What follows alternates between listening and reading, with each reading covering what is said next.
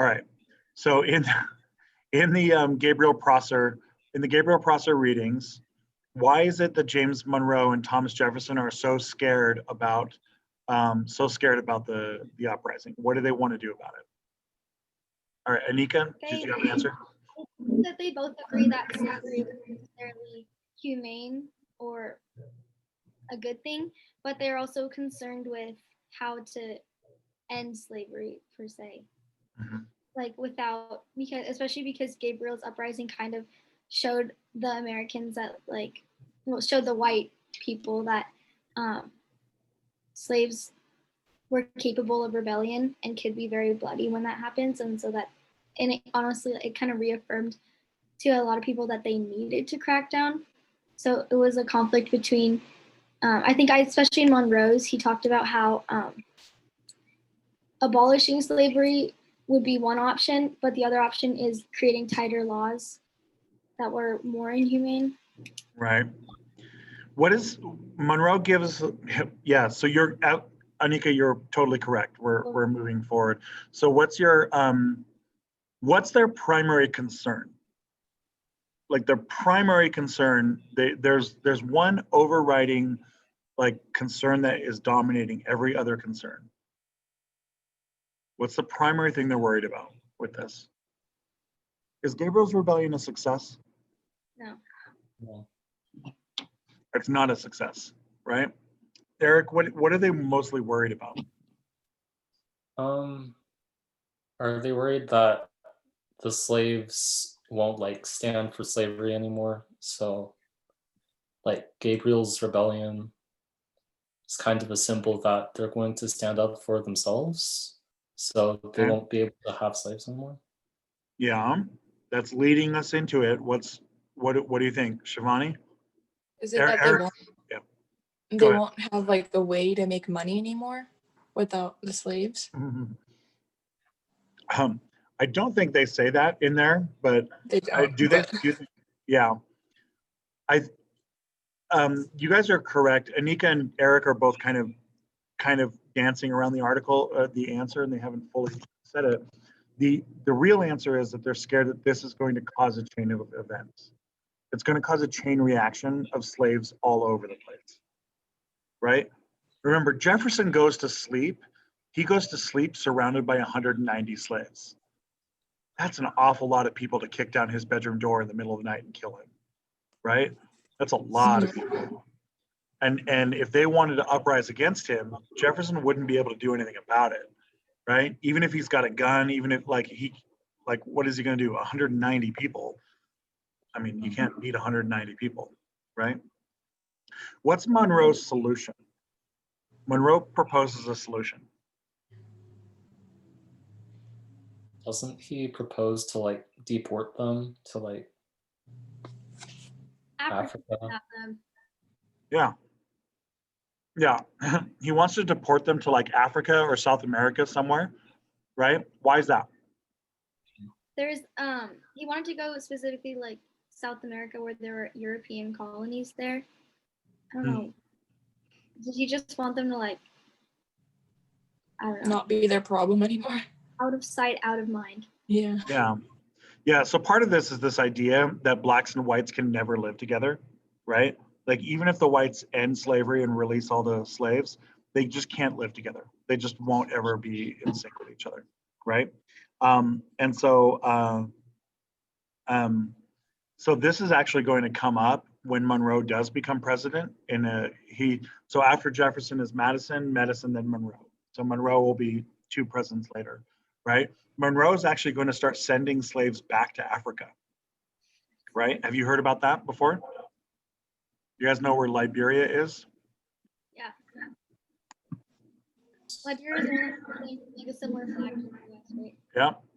Here's Liberia. Founded by free black people? Yeah. So Liberia is a country in Western Africa, and it's founded by freed slaves. You see here it is in the map there. Right? It's right there. It's this little country over there. And it's founded by free slaves. They speak American style English. They have their flag. You can see their flag on here, right? obviously looks American, right? The capital is called Monrovia, named after the President Monroe, right? So they send the slaves back there and they say, you know, blacks and whites can never live together, so we're just going to send them back. That actually becomes a plan during Monroe's presidency. The plan doesn't really go anywhere. It kind of fizzles out, right? Mostly because the Southerners don't want to give up their slaves. The Southerners are like, no, we want to keep our slaves. We're cool.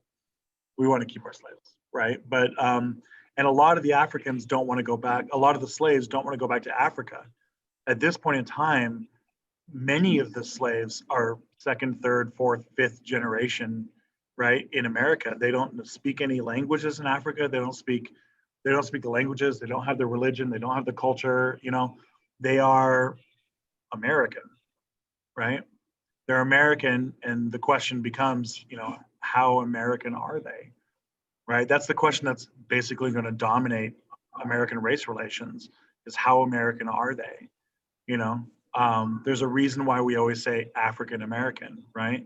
And it's because they're, you know, they are American, but it's something different, right? That there's a different culture to it. And anyway, we don't have an answer for that yet. In fact, I don't think America has an answer today for it. But it's a question that's going to be doing through our class, right? The central question of the class is, what does it mean to be an American? Well, sometimes it means that you're black, right? All right, so let's get back to here. All right, we did the slave revolts, right? We talked about Ebo Landing and stuff, right? Okay.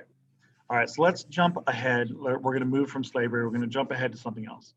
All right, so Marbury versus Madison. I think this is number D. Is that right? I think it's E. E. All right, E. Eric says E. All right, I believe you, Eric. All right, so Marbury versus Madison. Whenever you see something called like name versus name, whenever you see a name versus name, it's a Supreme Court case. All right, so this is a Supreme Court case. This is the most important Supreme Court case in American history.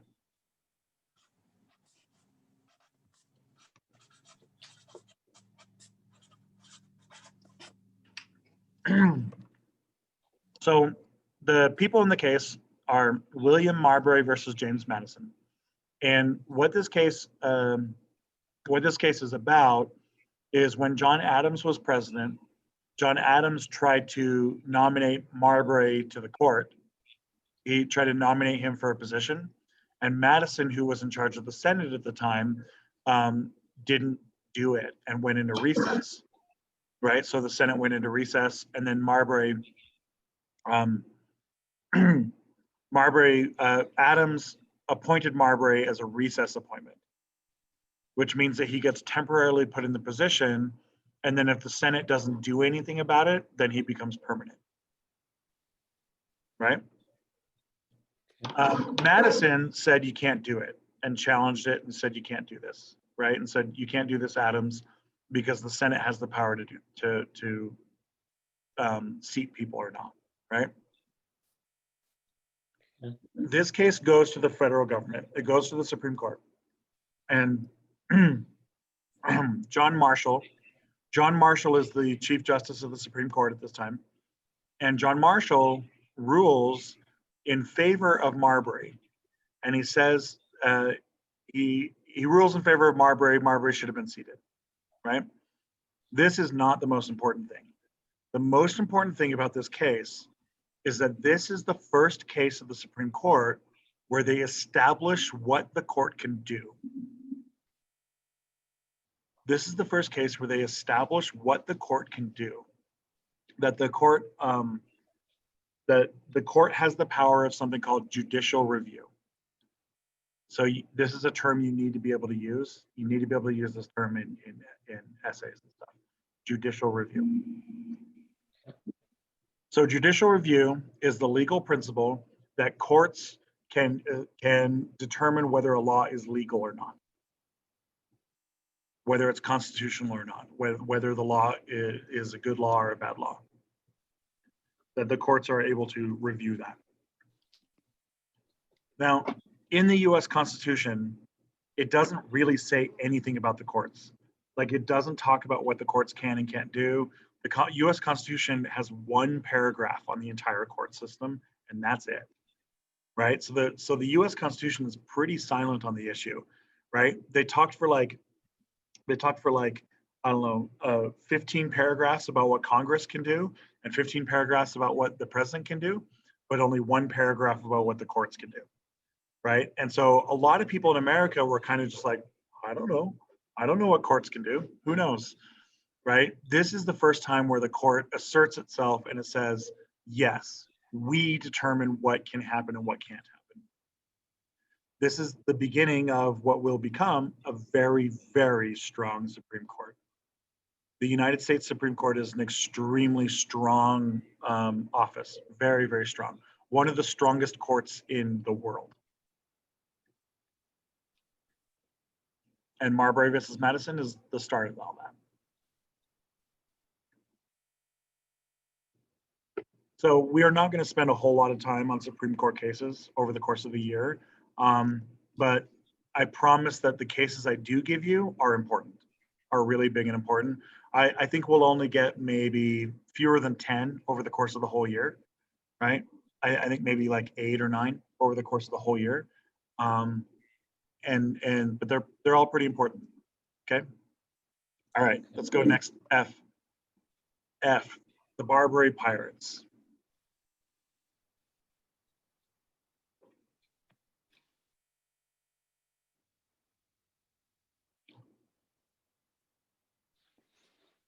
Okay, so when Jefferson becomes president, he immediately starts to undo everything Adams had done, right? And so one of the first things that Jefferson does is he gets rid of the Navy. He says, we don't need a Navy, shuts it down. The next thing he does is he gets rid of the bank, the First National Bank. He says, we don't need that, shut it down. Remember that bank Washington signed in that Jefferson was so pissed about? Well, Jefferson undoes it. This is one of these reasons why Jefferson is like maybe not that great of a president compared to like how great he is as a founding father or something like that. Because pretty quickly, you know, after about a year into office, as it turns out, there's kingdoms on the Barbary Coast. Barbary Coast is North Africa. Today it's Morocco, Algeria, Tunisia, and Libya. So these kingdoms up here are basically just pirate kingdoms, basically.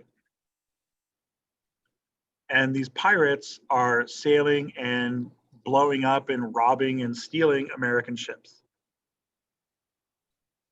And they're costing Americans a lot of money.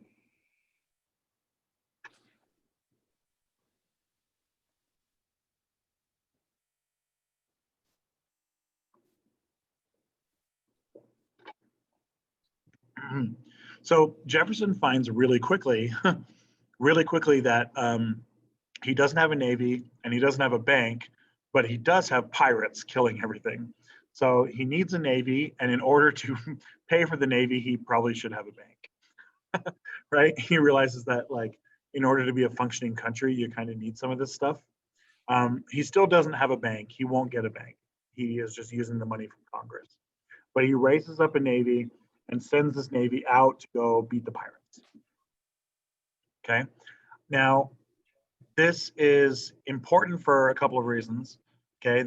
First reason it's important is that it kind of illustrates Jefferson's problems. Like it illustrates this conflict between the kind of government Jefferson wants to run and the kind of government he has to run. Okay. But I think the bigger issue is that when Adams did this, when Adams sent Navy ships to go fight the French, Jefferson said it was illegal. Jefferson was criticizing Adams and blowing him up in the newspapers and attacking him over and over again when Adams did it. And now Jefferson's doing it, and all of Jefferson's people are like, wait a minute, what?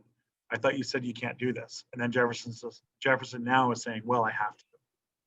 This is another one of these examples of Jefferson being a hypocrite. Right? He is so hypocritical about a lot of these things that he, you know, He's so hypocritical about a lot of this stuff. Okay. All right. All right. We're almost done. We'll do Louisiana Purchase and then Lewis and Clark, and then we'll be done. All right. So here's the next one. G, is that right? Yeah. Mhm. All right. G. G is the Louisiana Purchase.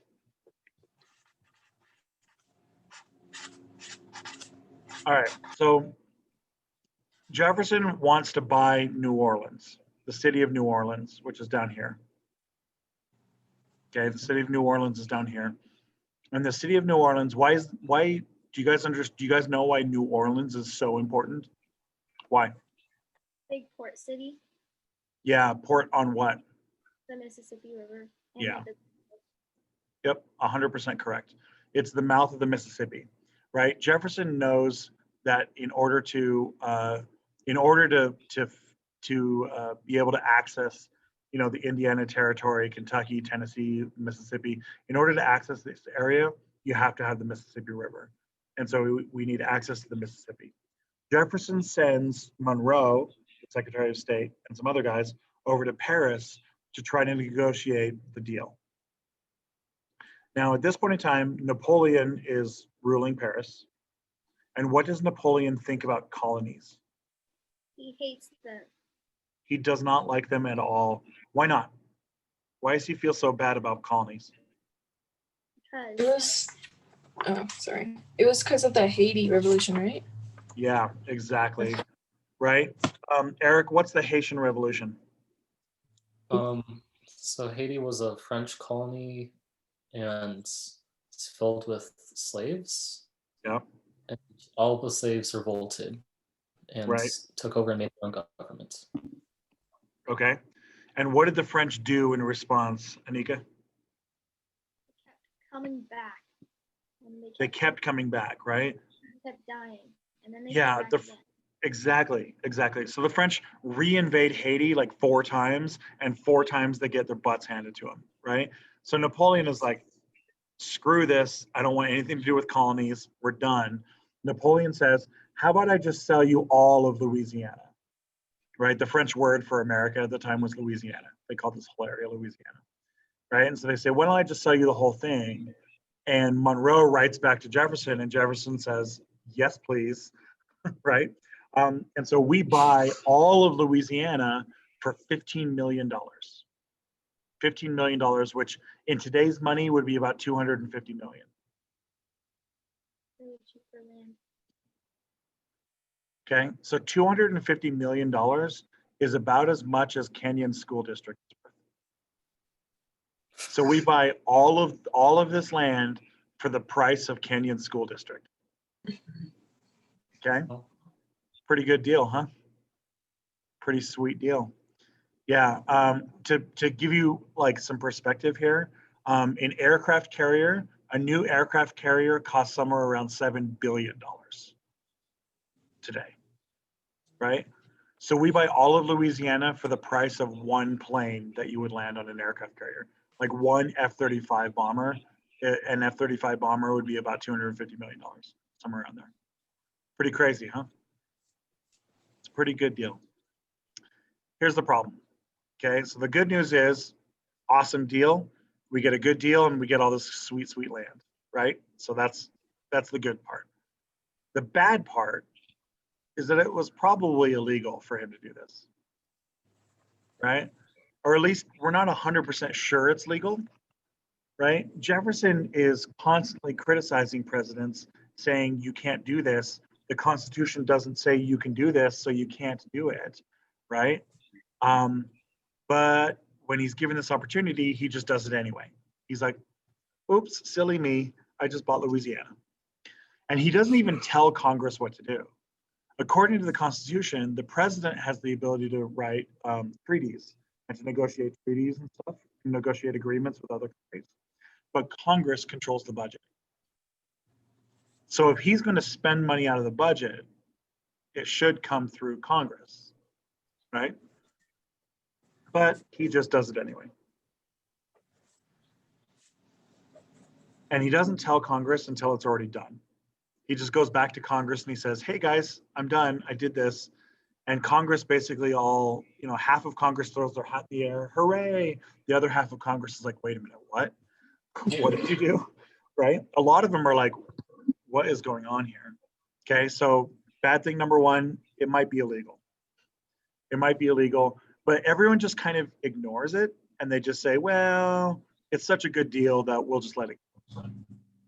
They all just kind of agree that it's legal, even though maybe it's not. That's not how laws work, right? All right. Here's the other bad thing is, or this is the other thing is, this is the first in the long line of every president becoming more powerful. Every single president is going to grab more power as their president. It's one of the things that the founding fathers, that Hamilton and Madison are warning us about in the Federalist Papers, is that they're saying that, power corrupts, right? And absolute power corrupts, absolutely. So you could make an argument that as the American president becomes more and more powerful, it becomes more dangerous if we elect a corrupt one. We might get a situation where we elect a really corrupt president who then, puts kids in cages and fights with people and, causes all sorts of troubles and problems. And you know what I mean? Like we could, and he uses his office just to get money and steal money from the country and, cut deals with foreign countries that are hostile to us. Like you could say what again, Anika? Rich friends. Yeah, exactly. There's all sorts of things that might happen in the future if you have a president that's too powerful, right? So that's what's going on here. Okay, last up, this is the last thing we'll do today, the Lewis and Clark expedition. So the Lewis and Clark expedition is, this is the expedition to explore the Louisiana Purchase. It's a government expedition to explore the Louisiana Purchase. Now it's, Jefferson basically goes to Congress and he says, hey, look at this thing I bought. Maybe we should go see what I bought, right? And so you send these guys out to go map it and to figure it out, right? So it's led by Meriwether Lewis right here and William Clark right here. All right, those are the two guys. And they are leading an expedition of a few dozen people. And they leave from St. Louis, Missouri, and they ride the rivers all the way up here. Fort Mandan is the last of the French forts, right? But then they just kind of continue going anyway. And they keep going all the way across the mountains. And they actually end up going way past the Louisiana Purchase. They end up going all the way to the ocean.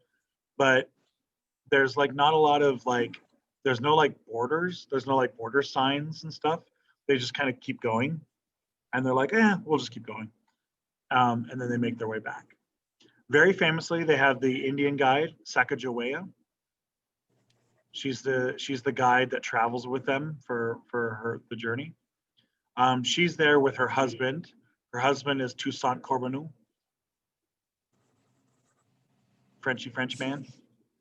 She's married to a Frenchy French. She acts as like a guide and she acts as a linguist. So she speaks like 8 or 9 languages. She speaks a ton of languages, lots of different native languages. She has a real skill for learning new languages. She speaks English and French. Her tribe is Oglala Sioux. She's an Oglala Sioux. I'll spell it in the chat for you real quick. Oglala, oh, you dummy.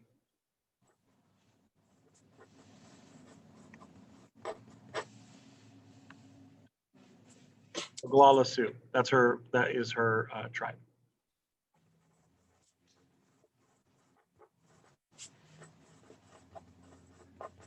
Okay.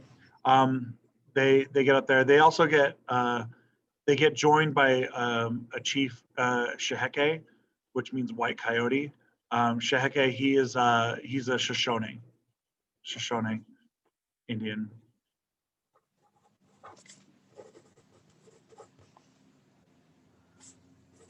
So, oh, whoops, I misspelled it, sorry. Shoshone. Shoshone is one of the biggest tribes in like Wyoming. It's one of the Rocky Mountain tribes. There's also Shoshone in Utah, Colorado, Wyoming. It's the Rocky Mountain tribes. Oglala Sioux is the Great Plains tribes. The Great Plains. The Oglala Sioux are in this whole area here. What is today like the Dakotas, Nebraska, Iowa, that whole area there, the big flat area. They cover a big area because they travel with the bisons, right? They migrate with the buffaloes. So, okay.